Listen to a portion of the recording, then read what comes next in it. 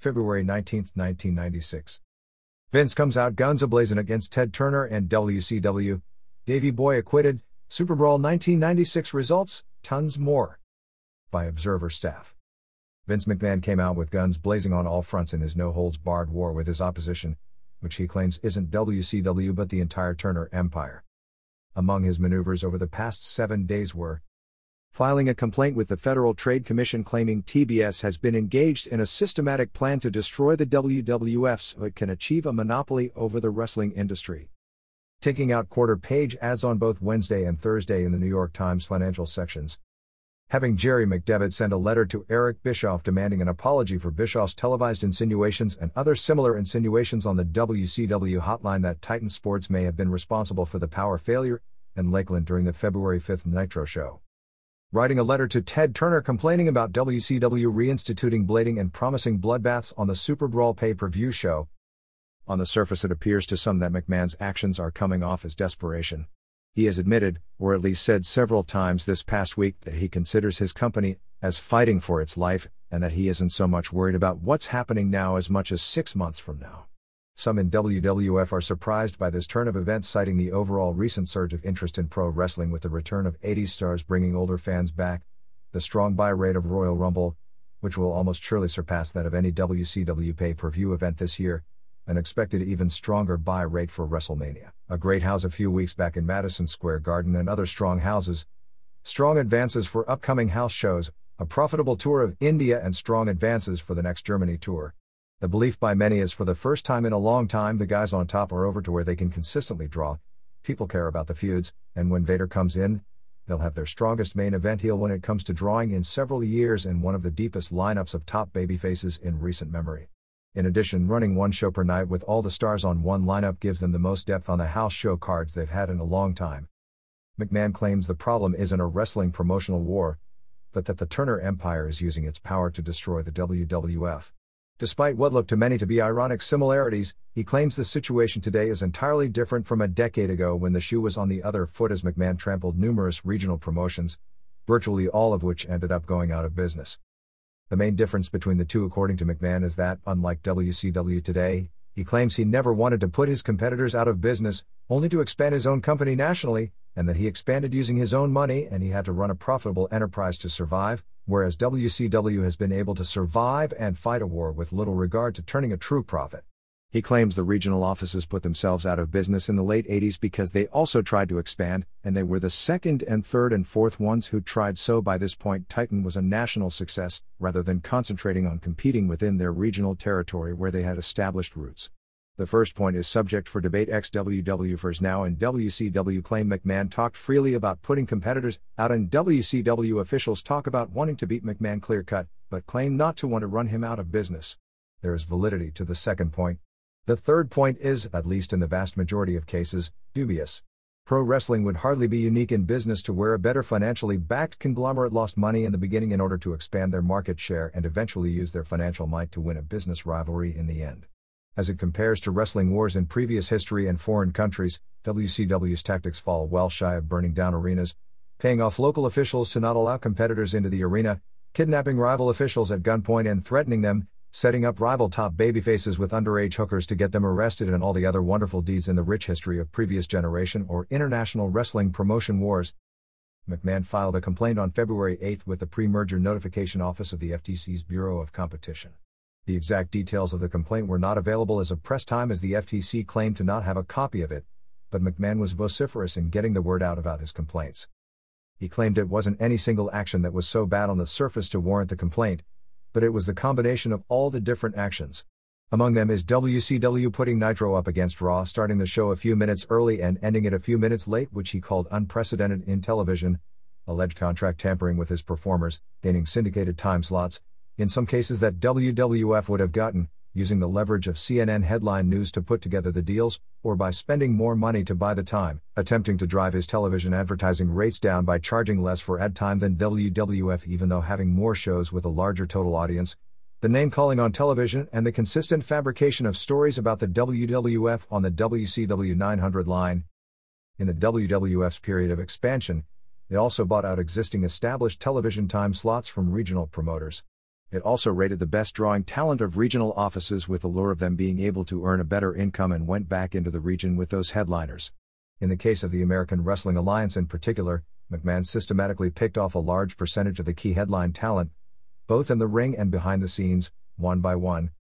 McMahon practically drove Jim Crockett out of business by putting the first Survivor Series on pay-per-view on the date Crockett had already booked for his first Starrcade pay-per-view show in 1987, and coming off McMahon's pay-per-view success, virtually every cable company in the country went with McMahon, and Crockett ran a pay-per-view that he expected to be a major cash windfall that ended up costing him money.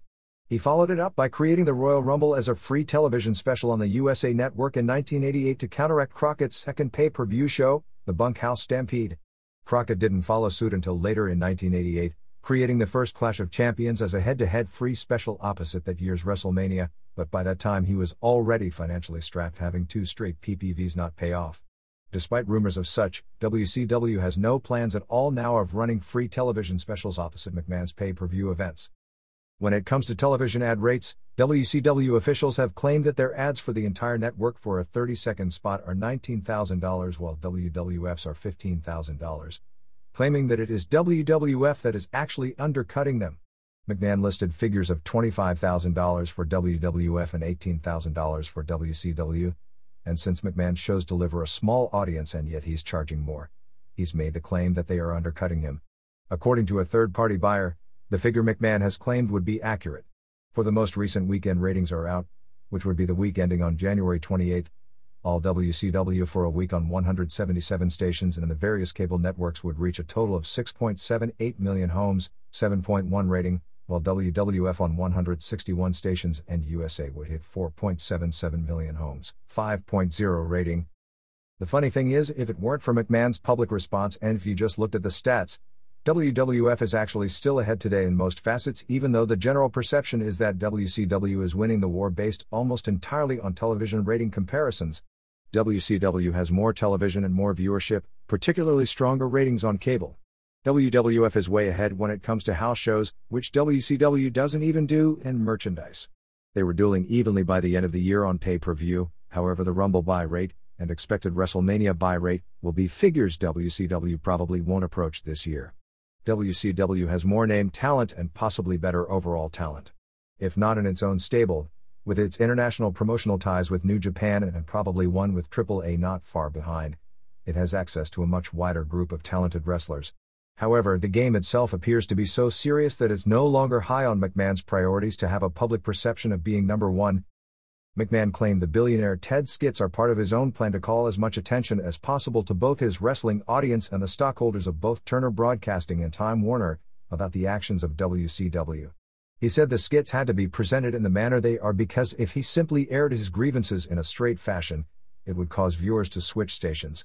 The idea of the skits is to both entertain and inform his wrestling fans to the idea that Turner is trying to put the WWF out of business and what he's doing to do so.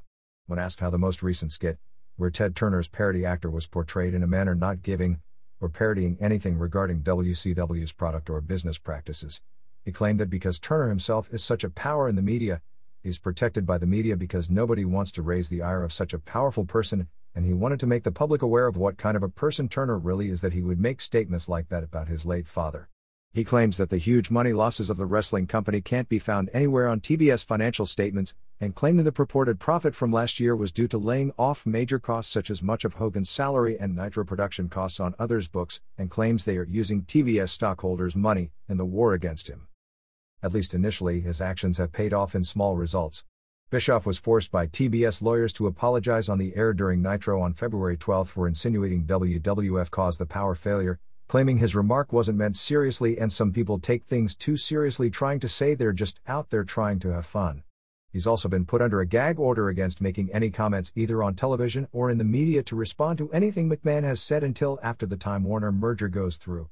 Word we get is that Bischoff is very frustrated by both turns of events as he had planned a full-barrel attack beginning on the February 12 television show. The only TBS comment about everything going on came from TBS PR official Michael Oglesby in the Wall Street Journal, who said Titan's FTC complaint was without merit. The ad in the Times was a very watered-down version of the ad which McMahon showed originally on Raw, and then read on the weekend syndicated shows. The ad was headlined, "Attention, TBS stockholders with a drawing of Turner and underneath copy that read, "Does Ted Turner have a personal vendetta against the World Wrestling Federation?" A bottom headline read, "Time Warner Beware."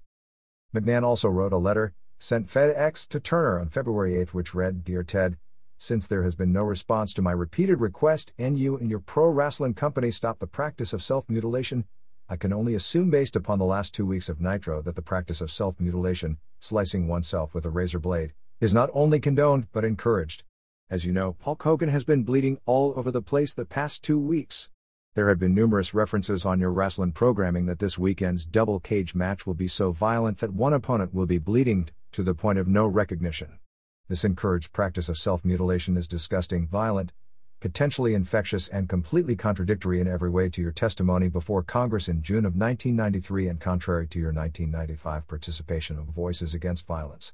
Notwithstanding numerous unprecedented predatory practices against the World Wrestling Federation, if you continue to promote self-mutilation, I hope your stockholders hold you accountable for this unethically, guttural, potentially unhealthy practice." Although the letter would have arrived at CNN Center before the pay-per-view, WCW officials were not aware of the existence of the letter as of the Nitro show, so it had no bearing on either continuing or toning down the use of blood on the pay-per-view show. The letter naturally brings up the question about Bret Hart at the December pay-per-view show. McMahon has claimed it was hardway juice. Hart himself has also claimed the same, as have virtually everyone in Titan. However, many are skeptical. The prevailing locker room belief, based on the incredible timing coincidence of the blood in relation to the match and the fact on tape in slow-mo it sure looked like a blade job, is that Hart bladed, made the cut L-shaped rather than a straight line, and got stitches to basically cover up from everyone that it was a blade job, and that McMahon would have been the one he'd cover up from, because there is no way McMahon would have approved of it had he known about it. If it was or wasn't the case, McMahon promoted the hell out of having blood on Raw when the match was aired a few weeks later, leading to Raw drawing its strongest rating, 3.0, since the Monday Night Wars began, and none of the blood was edited out. McMahon is portraying this as if Turner has a vendetta against him, because several times over the years there were either strong suggestions or outright conversations by Turner or his minions to McMahon wanting to either buy into or buy the company in total, all of which were rebuffed. McMahon also rebuffed various TBS officials over the years when they proposed the idea of doing a joint pay-per-view show. At one point, Bill Shaw offered McMahon complete control of all the finishes if they were to do a joint show, so McMahon could have booked a clean sweep of WWF victories on a card of interpromotional dream matches, but McMahon turned down the offer because he wanted to keep his company separate in the public's eye. The Wall Street Journal ran a piece on February 12 about the wrestling war, although it basically a background piece that broke no new ground. McMahon admitted during the week that as recently as the past 2 weeks he's had discussions with the USA Network about moving Raw to a new time slot, with him mentioning Mondays at 10 p.m. in specific. He said he's wanted to move the show almost from the onset of the Monday Night Wars, but USA still hasn't agreed to it. WCW officials believe McMahon would be cutting his own throat moving the show back an hour, because it would knock out whatever remains of the kids' audience and overall viewership would decrease at that hour. In addition, WCW would likely respond by expanding Nitro to 2 hours. McMahon feels if that happens, they'll have to water down their product and give away so much that he'd have a better chance coming out the winner. WCW officials say the added hour would allow them to expand with more quality matches that would have time to go 15 minutes rather than 5-minute rush jobs as most of their Nitro matches are.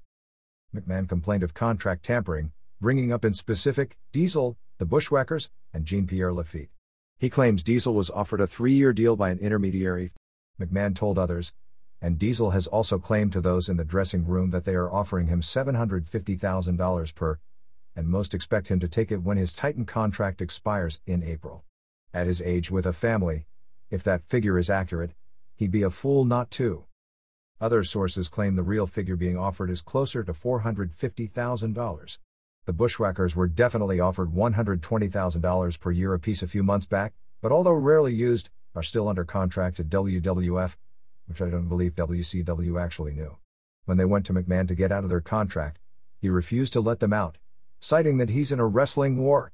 Lafitte, whose Titan contract doesn't even expire until July 7, on the surface appears to be tampering since it is well known and has been reported everywhere that he's going to WCW after his deal expires, so obviously he was talked with about a deal while under contract to Titan, although there are technical ways around it, such as Lafitte doing his dealing through Jacques Rougeau, who didn't work with WCW but made a package deal for the two of them. It is believed WCW has also made overtures about bringing in Razor Ramon, who was originally a strong WWF team player in the locker room, but his mood has changed with a shrinking paycheck during the fall, along with being unhappy about many aspects of how he's been used, including the feud with Goldust, not to mention family issues, which are a prime issue since the WCW road schedule is so much easier. McMahon claimed that the money being offered as the word has gone through his dressing room, along with the easier work schedule, has hurt morale. McMahon also said that Lex Luger was under contract to Titan Sports when he abruptly showed up on the Nitro debut show on September 4, something Titan has always maintained. He called the jump a cheap shot by Luger because Luger had told him that he had been contacted and had no interest in going, and claimed the situation would be addressed. At this point it hasn't been addressed, at least legally, and nowhere in the numerous legal letters McDevitt has written to WCW has Titan made legal threats regarding Luger. Luger had denied from the start being under contract with Titan when he made his WCW deal. Because McMahon isn't going to offer guaranteed contracts, he admitted he's in a position where he's going to constantly have to create new stars, whereas WCW will be in a position of waiting for Titan, or other companies, to create stars and trying to pick them off. Davey Boy Smith was acquitted on February 7 in his 8-day-long trial on charges of aggravated assault, in a story that made headlines throughout Canada because Smith was forced on the witness stand to admit pro wrestling was fake. Judge Jack Waite, who made the decision in the non-jury trial, said that he sympathized with the victim, Cody Light, who was left brain damaged from a fall in 1993, but was convinced Smith hadn't caused the injuries. The accused's conduct can be properly categorized as self-defense, Waite said from his bench at the courthouse in downtown Calgary. The rights of a professional wrestler are no different than those of an average citizen. In a trial which saw several different eyewitness accounts of the same situation, most of the witnesses claimed that Smith grabbed Light, a 20-year-old college student, in either a headlock or a front facelock and took him over to the bouncers. However, witnesses for Light claimed Smith picked Light up and slammed him hard on the ground in either a piledriver or powerbomb type wrestling maneuver. Both Smith and longtime Calgary wrestler Gadawar Sahota, Bama Singh, along with a Canadian strongman who was stronger than Smith, testified that in a real-life combative situation, Smith would not have been able to do such a maneuver. Claims, particularly by Smith, who was then forced to testify regarding the veracity of pro wrestling, that someone of his physique wouldn't be able to throw a 180-pound man, will shock numerous onlookers. However, Carl Moffat, Jason the Terrible, who read about the case in the local newspapers, came in as the trial neared its conclusion to claim Smith was indeed strong enough to do the maneuver, which he described as a jackknife, even without the cooperation of the other person. Smith was shocked at the testimony of Moffat, who he claimed the last time he had seen him was in a famous van accident while working the Stampede wrestling circuit, which left both men seriously injured. Smith's defense team attempted to impugn his credibility, noting that at one time he had sued Stu Hart and Stampede Wrestling for injuries suffered in the accident, and Smith claimed at one time Moffat was fired from New Japan Pro Wrestling for slashing the tires of a company bus.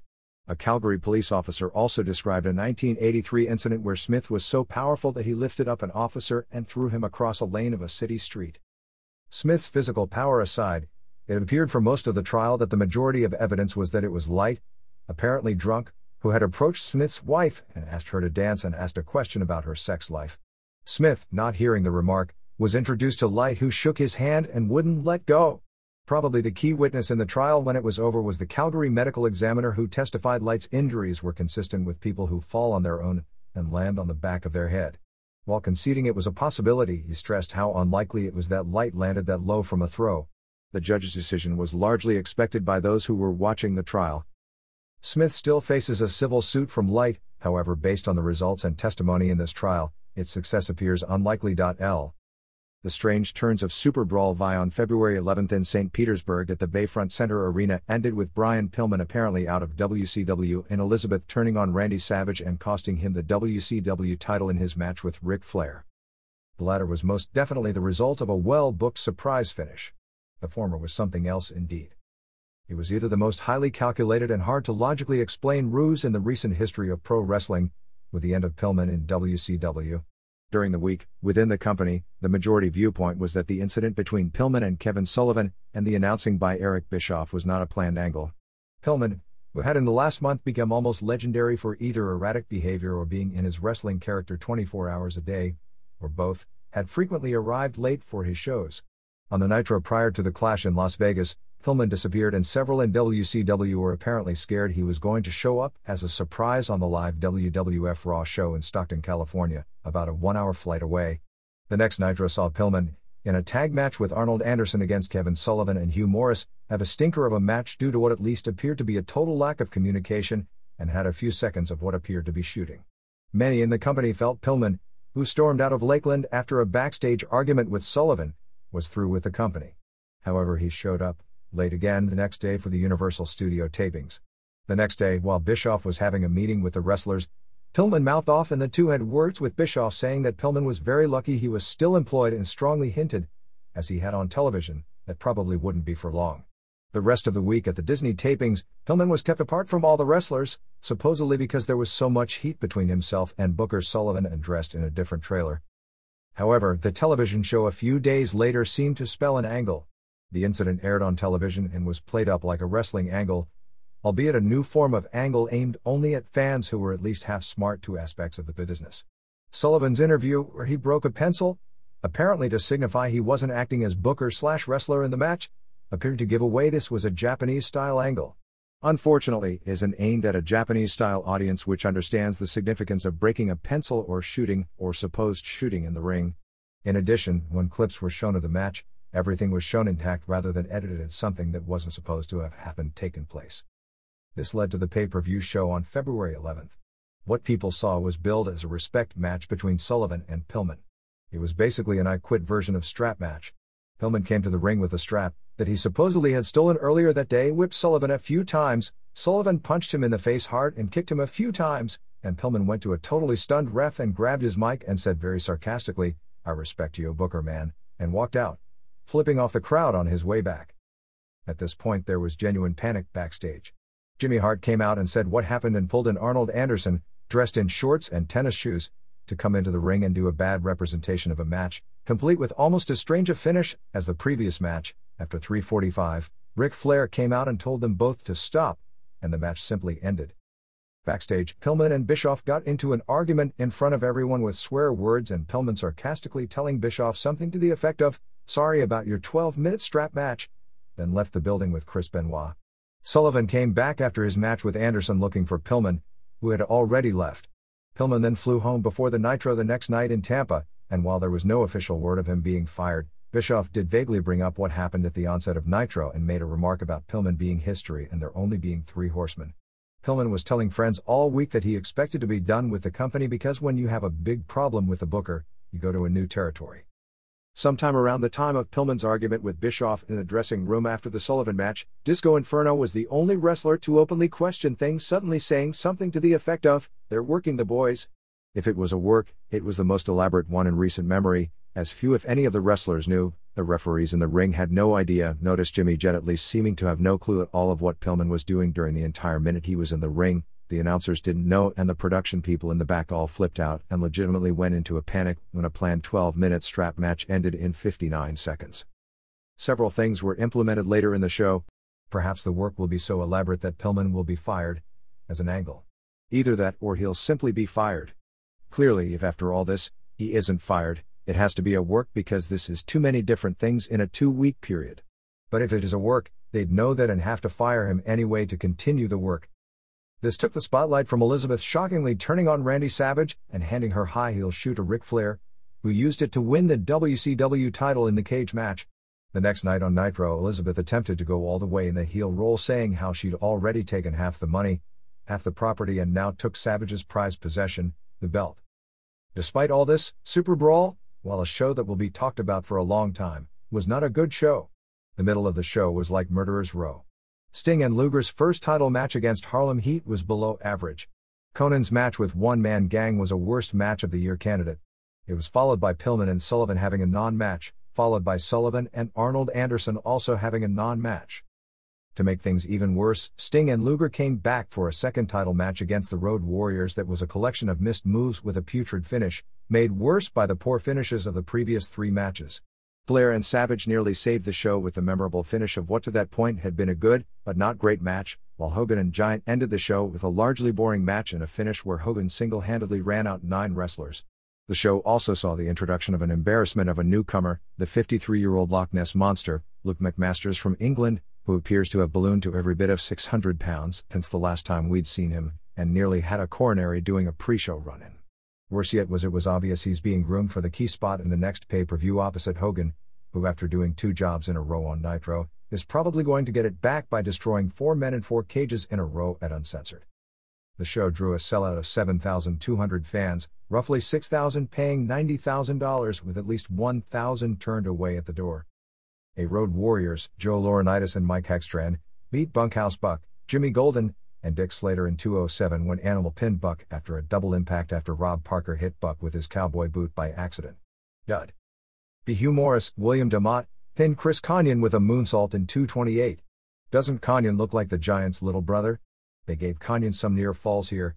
1/2 star. C. Bubba Rogers, Ray Traylor, and VK Wall Street, Lawrence Rotunda, beat Craig Pittman and Joey Maggs, Joseph Magliano, in 214 when Bubba pinned Maggs after a Bubba slam. The heels continued to beat on the faces after the match until Jim Duggan did a run-in with the 2x4 and hit Wall Street. Dud. D. Duggan was scheduled against a surprise opponent, who turned out to be Kevin Sullivan. After about 30 seconds, Loch Ness waddled to the ring and destroyed Duggan, Pittman Maggs, Mark Starr, Ricky Santana, and Dave Sierra with elbow drops. It was really bad. 1 star. 1. Nasty Boys, Brian Yendrasovitz and Jerry Saganaj, beat Public Enemy, Ted Petty and Mike Durham, in a street fight in 749. This was a brawl using tables, chairs and a few garbage cans. All the blows were stiff and made great sound, but there was no selling at all and no psychology or story to the match. The crowd was on its feet since the blows were so stiff. At one point Knobbs slammed Rocco Rock through a table. Sags pile drove Grunge on a garbage can, but Grunge can right back up and hit Sags with the garbage can. Knobbs suplexed a table on Rock. Sags didn't sell a thing. Grunge used a facebuster on Sags on a chair. They wound up brawling to the back where they had set up a fake concession stand. Rocco came off a low balcony with a senton onto a table when Knobbs moved, and he went through the table and Knobbs pinned him. 2 3/4 stars. 2. Johnny B. Bad Mark Marrow retained the WCW TV title and won the $6.6 million from Diamond Dallas Page Falkenberg in 1459. It was their typical good match with lots of good near falls and a good build. From a wrestling standpoint, this blew away everything else on the show. Bad reversed Page's attempt at a tombstone piledriver and delivered one of his own for the win. 3 1/4 stars. 3. Sting, Steve Borden, and Lex Luger, Larry Fole, beat Harlem Heat, Lane and Booker Huffman, to retain the WCW tag titles in 1149. The winner of this match was to face the Warriors later in the show. The funny part about it is the announcers kept selling the storyline that the Warriors hadn't wrestled that night so they'd be fresh, and although what they did earlier could only by the loosest terms be called wrestling, they were in a match that night. Booker T and Sting did some good athletic spots but had no transitions. You don't even want to know about Luger and Stevie Ray. Below average but not that bad.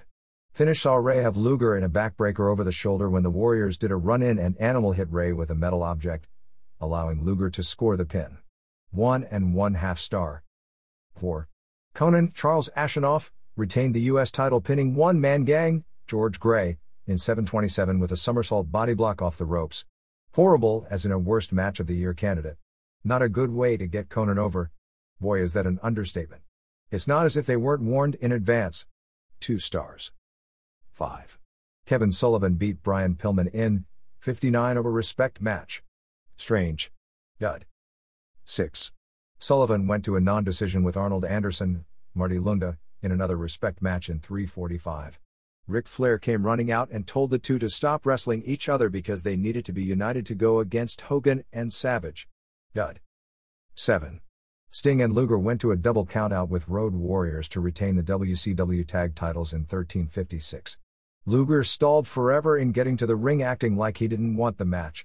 The Warriors, in the guise of wanting the titles, wrestled scientifically, which, needless to say, is not their forte. Actually, I can't figure out exactly what is their forte. Since they are legends of the 80s, the crowd is really into them when they come out, but their matches stink. All kinds of missed moves, capped off with a horrible finish. 1 star. 8. Richard Flair pinned Savage, Randy Poffo, to win the WCW title in 1852 in the first cage match. Flair KO'd ref Randy Eller early for reasons that were never clear. Savage used a figure 4 for more than 1 minute and Flair got to the ropes, but since it was a cage match, the ref couldn't break it. Savage eventually released the hold. In un-Flair-like fashion, he didn't sell the leg at all despite being in the crippling hold for so long. Savage came off the top of the cage and Flair punched him in the stomach. Flair whipped Savage into the cage a few times and used the figure 4. Savage got out and sent Flair into the cage several times. Flair juiced, although it was light juice and they kept wide camera shots, but they did promise it. Savage pulled Flair trunks down and crotched him and got a near fall, and the bell actually mistakenly rang. Flair came back with a low blow and Flair tried to climb out, but Savage pulled his trunks down again, which got old the second time. Woman attempted to throw powder in Savage's eyes, but the toss missed. Elizabeth then gave Flair her high heel shoe and Flair used it on Savage for the pin. 3.5 stars. 9. Hogan beat the Giant, Paul White, in the cage match in 1504. Kind of a boring match. Giant used the choke slam, but Hogan popped up. Hogan kept running Giant into the cage and actually bladed him, except he somehow didn't get any blood, so they called it as if Giant was bleeding, but if he was, nobody could see it. Hogan then used 3 leg drops, but Giant popped up. The two climbed to the top rope and traded chops until Giant did the Nestia plunge into the ring and Hogan climbed over for the win. After the match, Sullivan hit Hogan with the chair, but he popped up and got the chair and chased Sullivan into the ring. At this point, with Sullivan and Giant already in, out came Meng, Barbarian Morris, Zodiac, Gang, Shark along with Jimmy Hart to make it 9-on-1, so naturally Hogan ran them all out until Loch Ness Monster showed up, but they held him back from getting into the cage. 1 star. Some other show notes. The announcing, even though Dusty Rhodes was part of the trio, wasn't bad. Part of the reason was that they didn't have any progressive style matches to call, so with mainly bad matches or old style good matches, they had no problems. Bobby Heenan kept doing the same comedy routine over and over, so the point where it started out funny but got really old. Pat Patterson and Louis Dondero were at the show, as were numerous Tampa area wrestlers like Mike Graham, Brian Blair, Bushwhackers, Warlord, Johnny Ace, Al Green, etc. Also at the show was AAA President Antonio Pena, who had a meeting with Bischoff over the weekend about the two companies working together. ABC's 2020 became the latest in the long line of television news programs to do basically the same feature on the Ultimate Fighting Championships. The piece, which was more accurate and more balanced than similar exploitive pieces on tabloid-type shows to build ratings for sweeps, still was a disappointment for not breaking any new ground on the story, and in some cases, totally misleading the viewing audience. Barbara Walters opened the piece, prepared by Tom Jarrell, saying, "We like to keep you on top of the hottest new trends that are making an impact across the country. We've brought you some that are fun or strange, but the one we're about to show you is simply hard to believe, and we warn you, violent. And we've taken the worst out of it." After making the claim they've sanitized it to de-emphasize the violence, they proceeded to show nothing but a collection of about 3 minutes of the most graphic bloody clips gleaned from 7 pay-per-view shows. Not one moment in UFC history that legitimately would make you turn your head or wince and make this piece. Interviewed in the piece included Arizona Senator John McCain, George Lundberg, the editor of the Journal of the American Medical Association, Dan and Terry Severn, and UFC promoter Bob Marowitz. And little was shown of typical UFC action that would balance it out. While from a timing standpoint, the piece was in the short term beneficial to Semaphore Entertainment Group because it was basically a highlights package of violence aired on a highly rated network show just 1 week before a pay-per-view, and the date of the next event being on pay-per-view was mentioned in the piece. The downside is becoming evident. Even in Puerto Rico, an island not even part of the United States, where murder and extortion are listed as recreational sports, ultimate fighting is such a blight on society that the governor, under pressure from both McCain and Colorado Senator Ben Nighthorse Campbell, is making noises about banning the event. Semaphore Entertainment Group spokesperson Campbell McLaren said 4 days before the planned February 16 pay-per-view event, "I don't think we're going to get stopped," but indicated the company had now become frustrated with its plight with both McCain and, in some circles, the media, and would be going on the offensive after completing this show.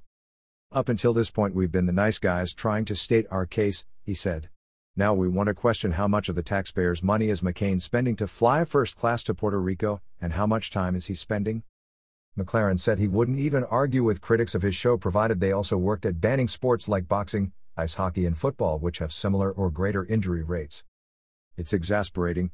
The issue doesn't seem to be about injuries at all." Nevertheless, that was the crux of the argument once again. This time the lead spokesperson was Lundberg, who, after viewing the selected brutal clips, said, "There's no question the hazards are extreme. The hazards to soft tissue and skin are the greatest, with cuts being what you'd expect in many people. But much more severe things that can happen up to and including broken necks, strangulation with fractured larynxes, damage to the brain stem and spinal cord." It's just a matter of time before one opponent damages the other very severely up to and including death. I'd expect it to happen from a broken neck or ruptured larynx. But his key point, the most dangerous point, is that because there's so much blood and gore, every state will ban this in the near future. All this after some politicians and media members admitted publicly in Denver they had overreacted based on exaggerated claims of brutality by opponents of UFC. Other than that, the 2020 piece broke little ground. Marowitz cited the safety record, that not one competitor in a UFC fight had ever even spent the night in a hospital after a show. Severin came off as a friendly small-town mid-30s jock who taught kids amateur wrestling and trained in solitude with his weights and his wrestling dummy in a home gym, had a nice wife who didn't like to watch him fight and didn't care how much money he was making doing it. Severin mentioned on camera that he's been hurt far worse in amateur wrestling than he ever has in ultimate fighting, and said he didn't believe he could seriously hurt someone in quest for victory. Inevitably, and it could be this week, and it could be this year, someone is going to be seriously injured in UFC. The occasional rare serious injury is a part of every physical contact sport, and this is no different. UFC has been able to thrive on pay-per-view, but finds fewer and fewer places to hold live events because of grandstanding talk about saving people from surefire executions. Imagine how strong that talk would get if those same people had one serious injury to hang their hats on. And sooner or later, if logic doesn't win out first, the injury is going to happen. The World Wrestling Peace Festival show was moved this past week from May 18th to June 1st in order to avoid conflicts both with major non-wrestling conventions in Los Angeles and with the already released pay-per-view wrestling schedule. The original date came sandwiched between a UFC event on May 17th and a WCW pay-per-view event on May 19th, and also coincided with a WWF house show in Madison Square Garden. The WWF asked the group to move the event back to both avoid conflicting with the MSG show and also not to come one day before their own scheduled In Your House pay-per-view show on May 26th. The organizing committee had then considered moving to May 27th, which would be Memorial Day, however that would conflict with both WWF and WCW doing Live Raw and Nitros. The show is scheduled now for 3 parts, with the first part containing high school and college wrestling matches, the second part containing traditional pro-style matches with 10 to 16 wrestlers each from the major promotions in the United States, Mexico, and Japan. The final 3 matches are scheduled to debut shoot fighting in the United States with 1 match each from UFC, Rings and Pancrase. Former WCW wrestler Robert Ross Jr., who wrestled as Ranger Ross in 1989-90, was arrested on February 11 on suspicion of being the point man in 5 major robberies as well as arson and embezzlement, and admitted to all charges before the court the next day. He was immediately placed in a halfway house. Ross, 36, got his ring name because he was a U.S. Army Ranger who had been awarded for his service in Grenada before getting into pro wrestling with an Atlanta area regional promotion headed by the late Jerry Blackwell. He had been working part-time in the Acworth, Atlanta suburb probation office collecting fines and supervision fees and also working as a private investigator. Area police alleged that Ross, when he knew he was about to get nabbed for the bank heist as the infamous motorcycle bandit who had used Army counter-surveillance tactics to avoid being detected in 4 bank robberies as well as a grocery store heist, attempted to burn down the city clerk's office in Acworth because there was documentation that would have implicated him for embezzlement in his government job collecting fees. An off-duty deputy appears to have broken the case, claiming to have seen Ross coming out of the woods in an Army uniform, and when searching in the woods found Army clothes transparent to infrared light, and his stash. Ross, who after losing his job with WCW, had sued the company claiming his firing was a result of racial discrimination which garnered some local publicity and is a case that is still outstanding. Ross was probably best known for coming down from the ceiling at the Louisiana Superdome for a 1989 Clash show which was headlined by a legendary Ric Flair vs. Ricky Steamboat match.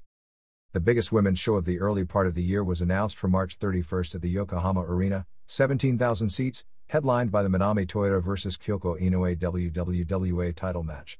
The match is the first rematch of their 60-minute draw last May, which was voted Observer Match of the Year. Nevertheless, for such a major arena show, the lineup at least on paper comes across as being weak.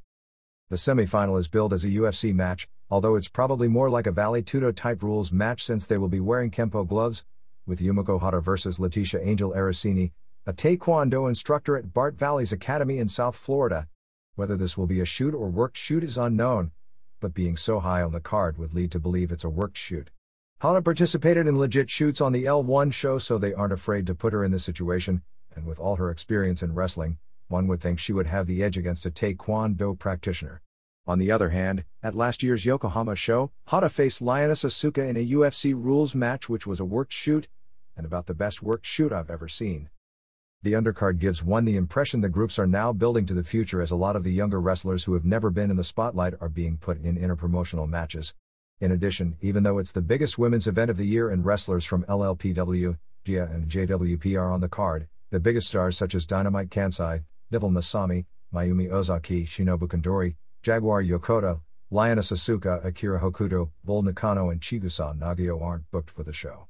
It's almost as if this is a sacrificial show, hoping the main event and running a few shoots and mid-card interpromotional matches will draw at least a decent crowd, and those fans will then be introduced to the younger girls who hopefully will be given the shot at making an impression and building to where they'll mean something on future big shows.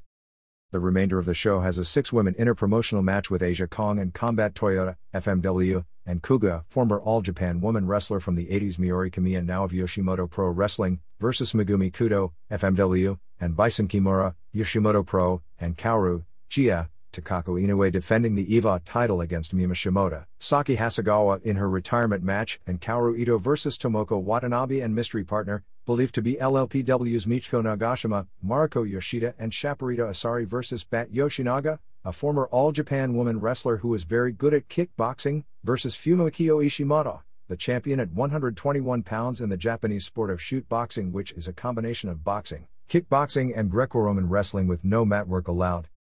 In 1994 she beat AJW's Kaoru Ito under her rules at the Tokyo Dome in a legit shoot.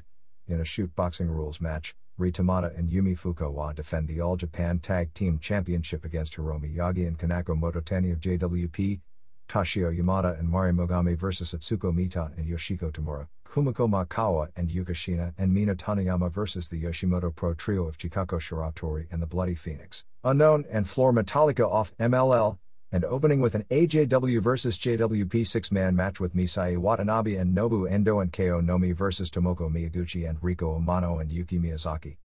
Japanese television rundown. January 27, New Japan, they aired the 7 World Cup matches from Starrcade. The production was pretty bad since you could hear the American announcing in the background with the Japanese voiceover, which meant they had to dull the live crowd sound. It was much better watching it on pay-per-view. February 3, New Japan, 1. Hashimoto and Kanemoto beat Muto and Liger in 1812 when Hashimoto pinned Liger with a DDT. It was a very good match overall, although Kanemoto looked awfully small next to Hashimoto and Muto. Liger had problems doing some of his moves on someone with the weight and body structure of Hashimoto, so some moves didn't come off well. Finale saw Liger go for a Frankensteiner off the top, but Hashimoto didn't go over and Liger landed on his head. Hashimoto then planted him for the win. 3 1/2 stars, 2. Kimura and Akatoshi Saito and Koshinaka and Ohara and Kobayashi won 2 straight falls from Izuka and Nagami and Yasuda and Hirata and Kido. That many men made the match unwieldy, but it was all solid work. Saito pinned Yasuda in the first fall with a leg lariat in 13:20. Koshinaka made Hirata submit to the armbreaker in 6:27 in the second fall. The second fall finish served its purpose because Koshinaka used Takada's winning maneuver on Hirata, who, since he's half of the tag team championship team, would be the most pushed member of the fivesome. Where they failed was they didn't put enough focus on Kobayashi versus Nagami to set up their hair match. 2 1/4 stars, 3. Hiro Saito and Tenzan beat Nishimura and Kojima in 14:49 when Tenzan pinned Nishimura with a headbutt off the top rope after a low blow. Kojima looked like a future superstar here with great fire. It's funny, but he's now bigger than Tenzan. Tenzan Kojima stuff, which was almost dull at the Tokyo Dome, worked great at Korakuen Hall because working stiff means nothing at the Dome because sound doesn't travel and most of the crowd is a half-mile away anyhow, whereas it's great at Korakuen because the place is so small.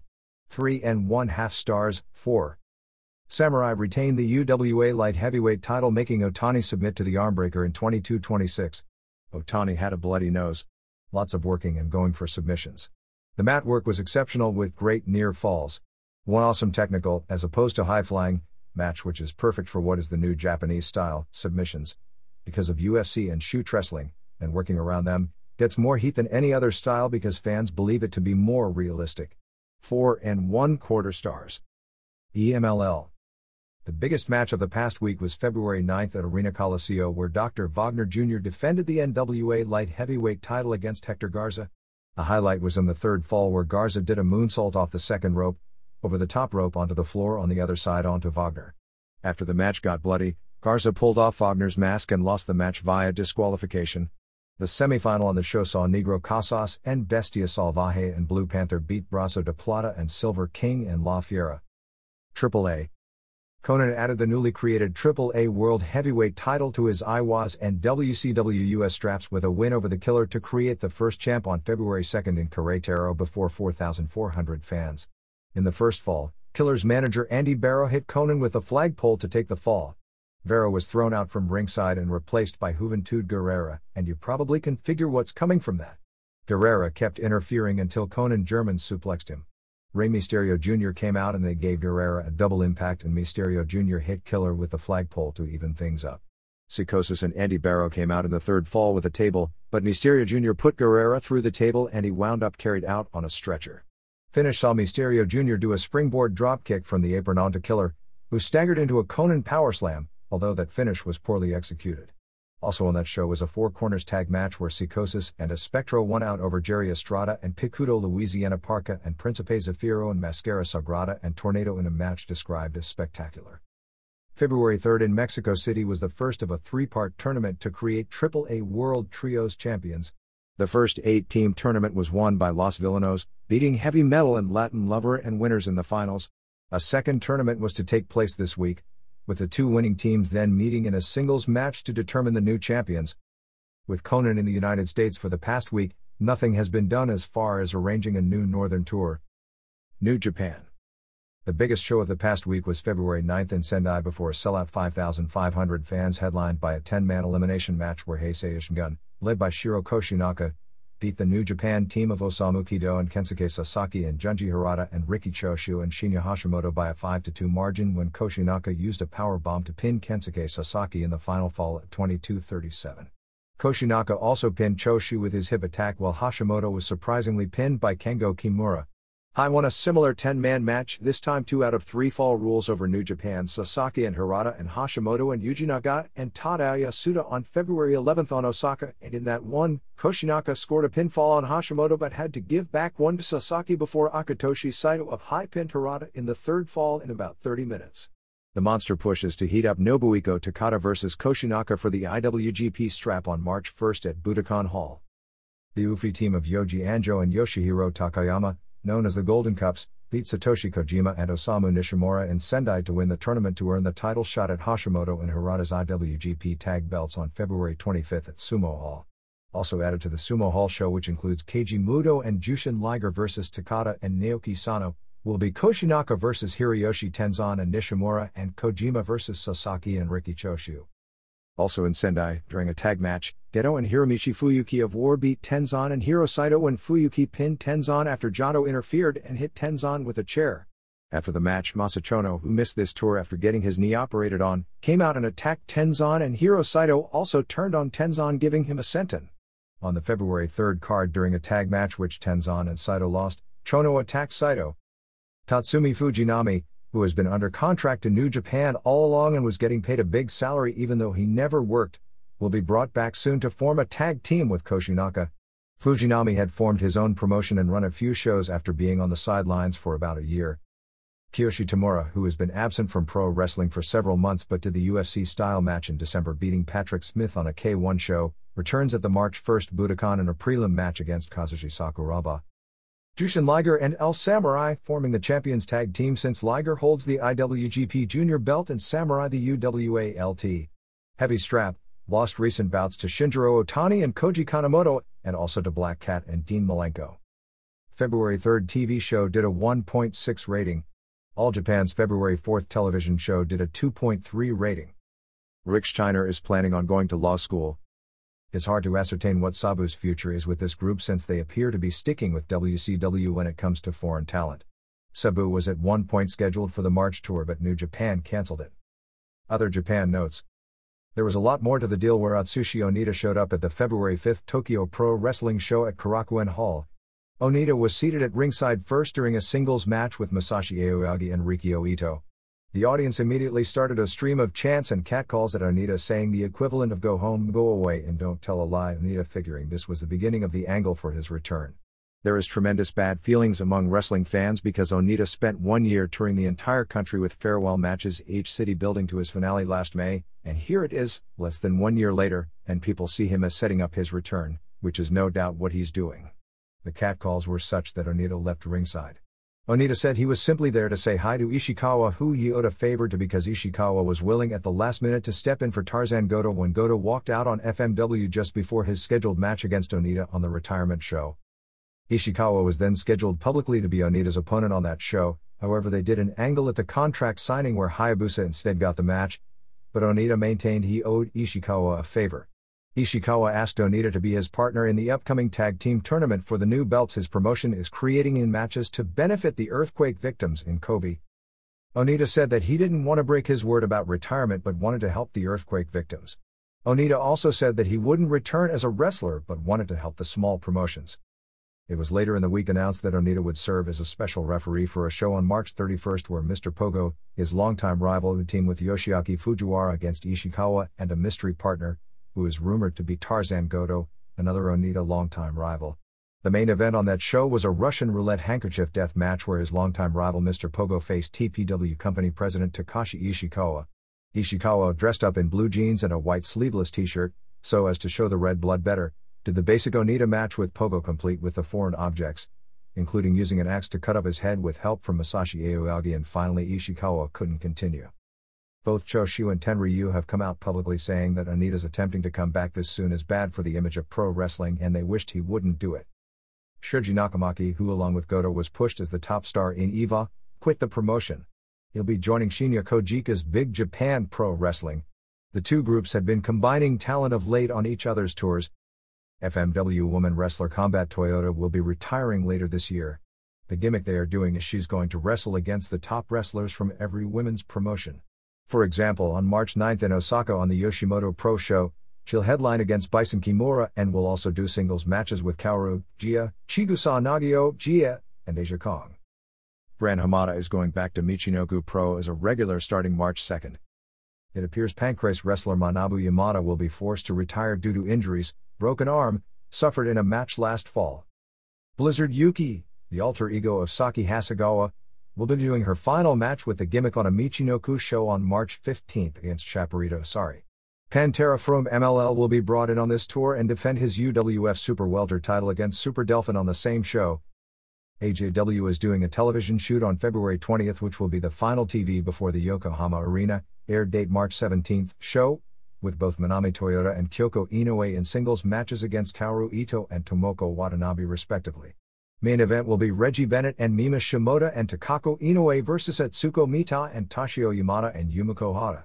Other major lineups announced this week are the next Korakuen Hall date on March 9th with Hasegawa's final match at Korakuen Hall teaming with Ito and Watanabe against Asia Kong in the Inus, Toyota vs Osari, Hara vs Shimoda, and March 20th in Hakata with Toyota vs Hasegawa in a non-title and Inus and a non-title against Kong and Shimoda plus Hara and Yamada vs Bennett and Watanabe. They ran Korakuen Hall on February 12th before a sellout 2,200 with a 4-on-5 main event with Toyota and Yoshida and Ito and Yumi Fukawa over Asari and Makawa and Watanabe and Inus in 2805 plus Yoshimoto Pro's Bison Kimura pinned Hasegawa. Hayabusa was finally released from the hospital on February 8th after a series of arm operations caused by his Rey Mysterio Jr. style.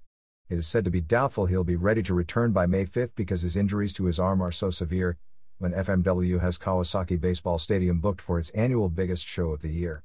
There are a lot of rumors that an angle would be done for Onita to return on that show because even if Hayabusa was to return, his name is hardly big enough to headline as the top attraction in a 50,000-seat stadium. Hiroshi Itakura captured the WWA lightweight title beating Takashi Okano on February 5th in Chiba. The main event was a death match where Goto beat ancient heel Monosuke Ueda in a match where they used a knife and a fork as foreign objects. War opened its new tour on February 12th, opening its tournament for the International Junior Heavyweight Tag title with results the first night of Yuji Yasarioka and Lance Storm over Lionheart, and Geto and Grand Naniwa and Masaki Mochizuki over tourney favorites Ultimo Dragon and Negro Casas. The junior heavies will work the main events on every show on this tour. War announced it would never use Mr. Pogo again because Tenryu doesn't agree with his foreign object style, although this could be an angle. USWA. Pretty uneventful week since there was no show scheduled in Memphis. They are expecting the biggest house in a while on February 14th for Bret Hart and Undertaker vs. Jerry Lawler and Jeff Jarrett. This will probably be used to at least partially set up a February 17th WWF show at the Pyramid in Memphis with Lawler vs. Bret in a cage and other USWA talent with WWF talent underneath. Remainder of the February 14th show was a Bluff City Brawl, which is a battle royal with weapons legal. Tommy Rich defending the USWA title against Brian Christopher. Page 13 defending the tag titles against Jesse James Armstrong and Tracy Smothers. Doug Gilbert vs. Tex Slazenger in a bull rope match. Miss Texas defending the women's title against Tasha Simone and Spellbinder vs. Motley Crue. David Price. They once again aired the clips from the original King of the Ring pay-per-view where Lawler attacked Bret Hart after winning, and clips of the Hart-Lawler feud to set up the two shows over the weekend. Lawler did an interview running down Bret, his parents and Canada, saying if he was given a choice of going to hell or Canada, he'd pick hell. Smothers had a television match with Slazenger who should be gone in about a week or two, winning using the flagpole. They continued the Scott Bowden vs. Downtown Bruno angle over Bruno's wife. Bowden came out with a box of candy and balloons, saying it was from Karen. Bruno came out and said he was lying and he knew as a fact it wasn't from Karen and brought out Karen. Bowden then showed Bruno the handwriting on the note and asked if he still thought it wasn't from Karen, who then walked off. Whatever stuff they were doing with Lawler and Christopher a few weeks back seems to have been forgotten.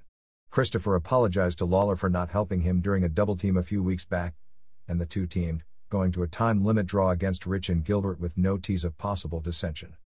Gilbert made a fuss on television about even though he was in a bull rope match, he was unhappy about being in the third match because he was a main event wrestler. His brother Eddie did a similar interview a few years back and wound up walking out of the territory about a week later, so either he's copying his brother or they're doing something to play off it as teasing the fans.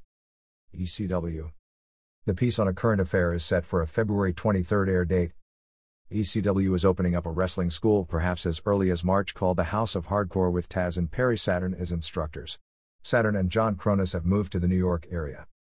February 17th at ECW Arena. Besides already announced Raven vs. Sandman for the ECW title, Cactus Jack vs. Shane Douglas, Dog Collar with Eliminators and Stevie Richards vs. Pit Bulls and Francine, Too Cold Scorpio vs. Sabu for the ECW TV title, Gangstas vs. Headhunters and JT Smith vs. Axel Rotten. Here and there. A group called World Freestyle Fighting Championships ran its first show on February 11th in Oklahoma City. The guys behind the group are Tony Holden of Tulsa and Jeff Jackson of Kansas City. The latter has a background promoting pro wrestling. The local advertising promoted it as a UFC clone, saying it was banned in 48 states. 8 men walk in, 1 walks out. The local press with the same human cockfighting and its barbaric stories actually were the best advertising of all. The show had a $55,000 break-even point and was well above that even without the walk-up, drawing a crowd estimated at 8,200 with very little paper and with tickets $35, $25, and $15.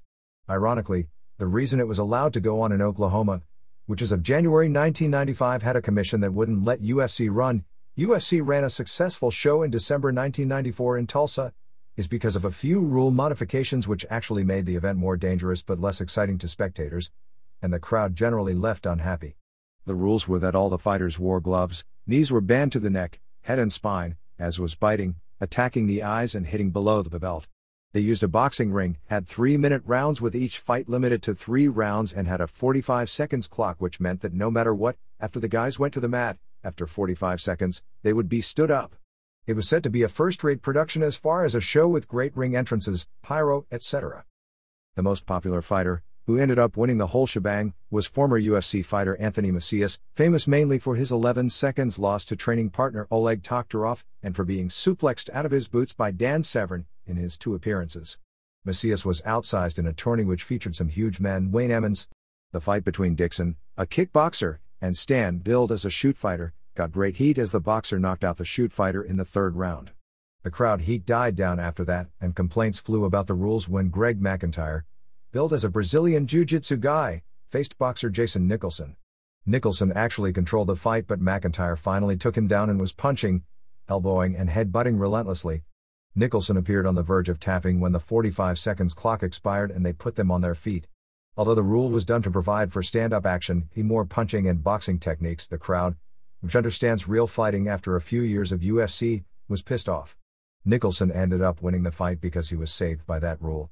In the first semi, Macias and Dixon went 3 rounds with Macias winning a decision in a match that turned a lot of people off because it was all on their feet and lacked action. Nicholson beat Emmons in the other semi, ironically, with both on the ground, and Emmons actually tapped out just 1 second before the 45 seconds would have expired. Final saw Macias beat Nicholson in 30 seconds when he got him down and finished him quickly. There were at least 3 fights in the crowd. Fans left unhappy, complaining about fighters wearing gloves, the 45 seconds clock, and a lack of blood. There were also complaints about fighter quality, since Macias was the class of the field and everyone knew how easily he was handled in UFC. This was actually the group's 3rd show, although it was the first major event. They are hoping, because of the gloves and the other rules, that they'll avoid the negative pub and difficulty with commissions that UFC has encountered and can get on television with a regular show, and like wrestling, use television to eventually build to a pay-per-view event. All-Star Wrestling in England brought in 6 wrestlers from Japan's Michinoku Pro office for shows on February 5th and February 6th. Report we received was that the February 6th main event in Croydon, with Great Sasuke and Tiger Mask and Hanzo Nakajima beating Sato and Shiryu and Terry Boy, was the best match in the UK in recent memory, and that includes the famous Bret Hart vs Davey Boy Smith match at Wembley Stadium in 1992. Told that about 95% of the fans had no idea who the Japanese wrestlers were, but they went nuts and gave them a standing ovation at the end of the show and said they were planning on doing a second tour in April. Report was that Danny Collins of England wrestled a classic match on February 5th against Sasuke in Portsmouth, England. British wrestler Jason Cross and Collins are scheduled to tour Japan for Michinoku Pro in April and March respectively. Dan Spivey, 42, who most recently worked as Waylon Mercy in the WWF before having to retire because of injuries that had left him nearly immobile, had his knee replaced in December and is also in need of a hip replacement. This is not an insinuation about steroids, because wrestlers needing new hips after retiring because of all the pounding has been around longer than steroids, but the number of hip replacements, Billy Graham, Ken Patera, Roddy Piper, Spivey, and deaths, Eddie Gilbert, John Studd, and apparently Jerry Orotsky, among the wrestlers in the Zarian files is astounding, and I truly fear the worst is yet to come. Mickey Doyle of the Detroit area will be retiring after a 26-year career, and wrestlers who have worked with him in the past in different territories interested in coming in for a retirement show should call. Jerry Lawler put Al Snow's head through Dory Funk's birthday cake during the post-show festivities at the Eddie Gilbert Show on February 3rd. The show was held on Dory's 54th birthday, and they had a birthday party with most of the wrestlers after the show. Greg Price of All Star Wrestling has a show March 9th in Washington, North Carolina with Steiners vs. Warlord and Barbarian, Adam Bomb vs. Mr. Hughes, Wahoo McDaniel vs. Billy Black, and Rob Van Dam, and is holding 25 ringside tickets for out-of-town observer readers wishing to attend for $10 at P.O. Box 18229, Savannah, Georgia 31418. Ron West and son Brent West are opening an office called United Wrestling on February 17th with a television taping in Chattanooga. They are taping 4 30-minute shows as pilots attempting to get on television in the region, with Joe Pedicino as host. Among the names scheduled are Terry Gordy, Davey Rich, David Haskins, Dirty White Boy, Mike Golden, and Bill Dundee. Manny Fernandez as in the Raging Bull, who was a headliner in several NWA territories in the early and mid-80s, including former NWA World Tag Team Champion with both Rick Rude and Dusty Rhodes. After being one of the last of the long line of West Texas State University football players to go into pro wrestling, re-emerged doing an indie on February 10th in Concord, NC. This is not to be confused with a Florida wrestler with the same ring name, who has been around for the past few years. Last I'd heard, Fernandez was living in San Jose, California, where he grew up, and working as a high school coach. A correction from last week's item regarding Chigusa Nagio and Seiji Sakaguchi appearing at the Cauliflower Alley Club in March.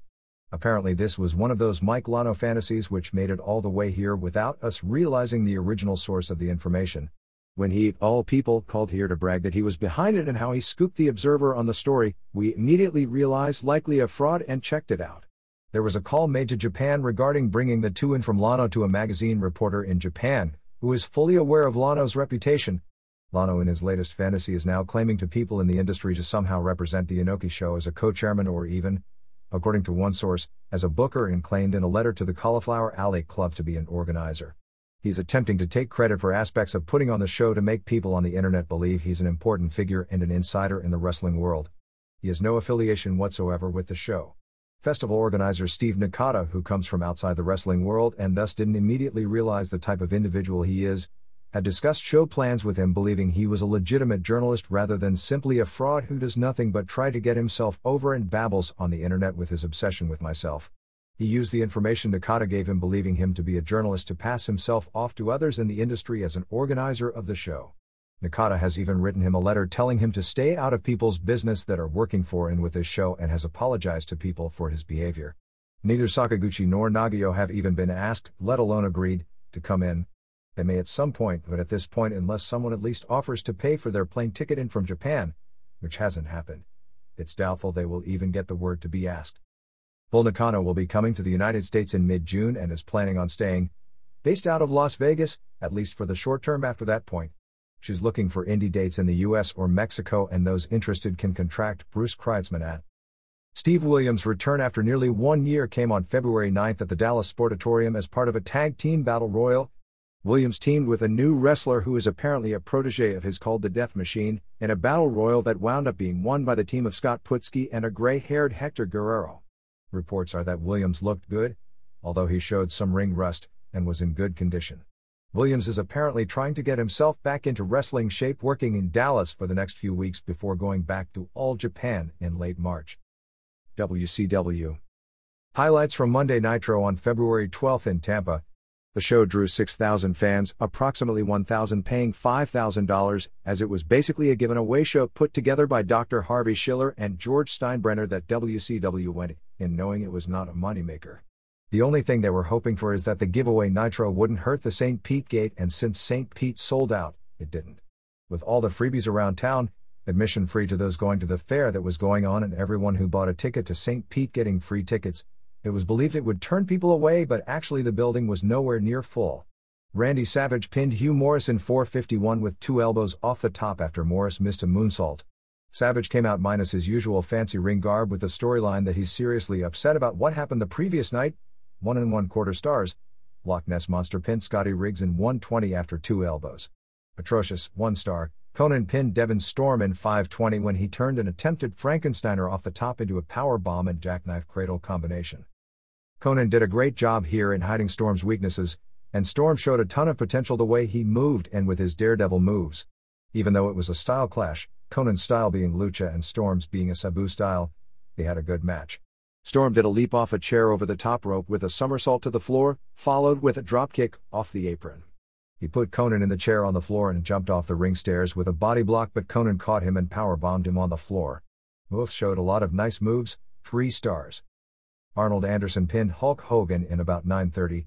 Same old stuff, but it had a good storyline and finish. Woman came out with Anderson. Flair and Elizabeth came out midway through. Hogan put Anderson in the figure 4, which saw Flair get upset and do a run-in, but Hogan cradled him. I'm not exactly sure why a DQ wasn't called for Flair's interference, since it was right in front of a ref.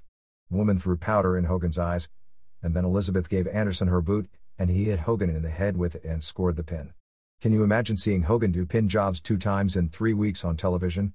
I never thought I'd live to see that. Of course he'll more than get it back at the pay-per-view in 4 cage matches.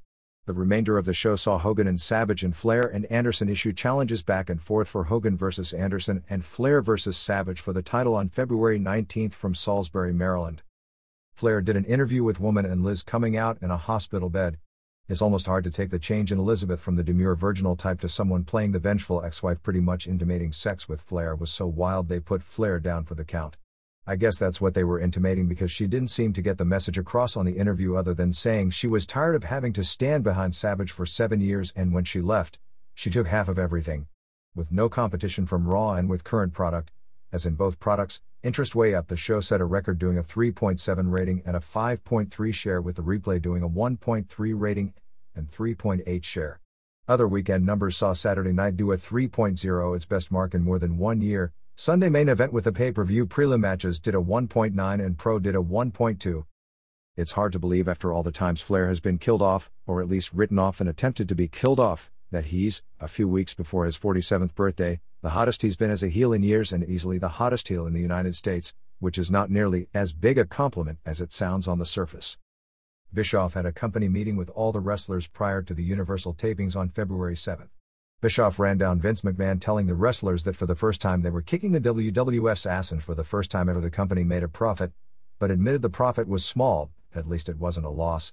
He talked about moving the company headquarters from Atlanta to Orlando, hinting it would be done 6 to 8 months down the line, but when the wrestlers asked He said not to start looking for new homes there yet for the guys who live in Atlanta.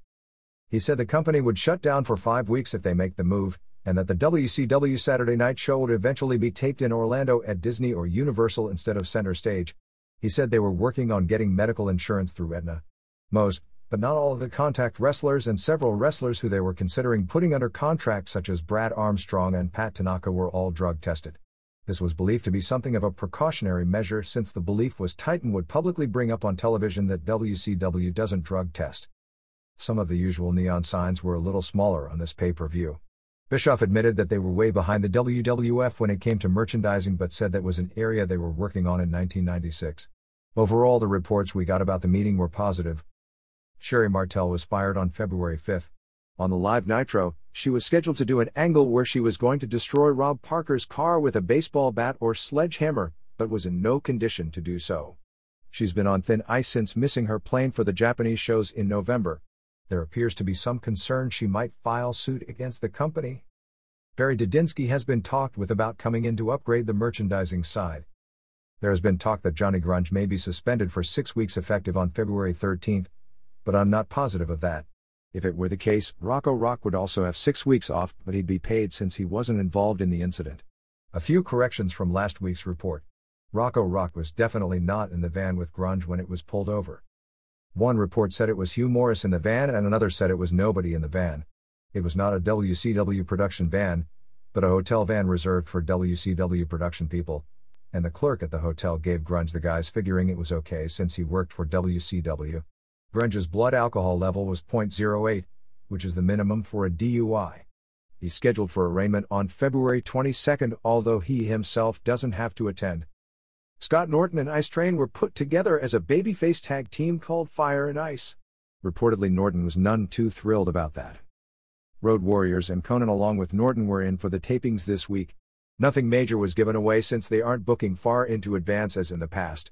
During a Chris Benoit and Brian Pillman win over Dave Sullivan and Renegade, Pillman kicked Ralph's rabbit cage with Ralph in it high into the air, which freaked several people out, not to mention Ralph. Conan was given all kinds of wins over guys like Shark, One Man Gang, and Barbarian. Barbarian match was good and Shark match was horrible. Probably the best match taped all week was Johnny B. Bad vs. David Finlay, said to be in the 3.5 stars range with Finlay losing via DQ. Bobby Walker was given a gimmick as Hard Work Walker, but mainly did jobs but was given one win over Tanaka. Bubba Rogers and VK Wall Street were put together as a regular team with Bubba wearing the suit and tie gimmick but using a nightstick as a gimmick. Chris Benoit joined Eddie Guerrero and Dean Malenko in signing a new contract. Rumor has the price pegged in the $150,000 per vicinity. He's expected to move from Edmonton to Atlanta.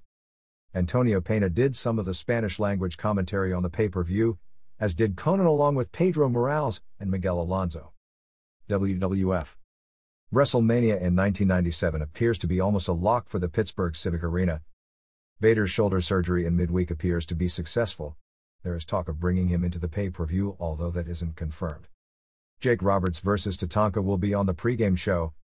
Gene Okerlund on the WCW 900 line claimed that Curtis Aokia would be coming in to form a heel group called the Tunnel of Doom. McMahon called that a total fabrication. No house shows until February 16 and Raw goes live head-to-head with Nitro on February 19.